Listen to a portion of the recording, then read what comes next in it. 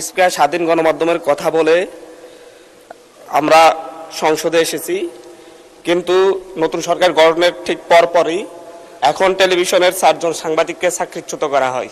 কোনো ধরনের কারণ দর্শানোর নোটিশ ছাড়াই তাদেরকে চাকরিচ্যুত করা হয়।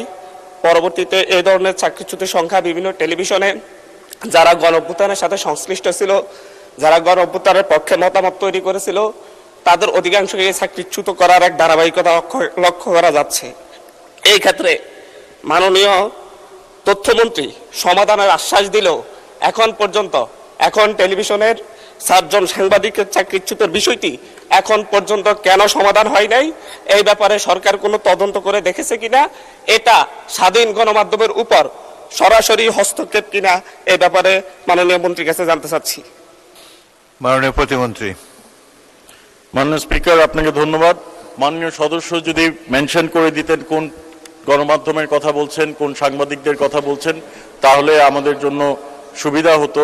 তবে এইটুকু আমরা বলতে পারি, গণমাধ্যম নিজ গতিতে চলে এবং গণমাধ্যম স্বাধীন। আমরা কোনো হস্তক্ষেপ বিগত সরকারের সময় আমরা দেখেছি, ফ্যাসিস্ট আমলে গণমাধ্যমের কোন নিউজ করবে কোন নিউজ করবে না সেই বিষয়ে হস্তক্ষেপ করত। আমরা এই গণতন্ত্র সমুন্নত রাখার জন্য মাননীয় প্রধানমন্ত্রী তারেক রহমান সাহেবের নেতৃত্বে গণমাধ্যমের স্বাধীনতা আমরা নিশ্চিত করে চলেছি।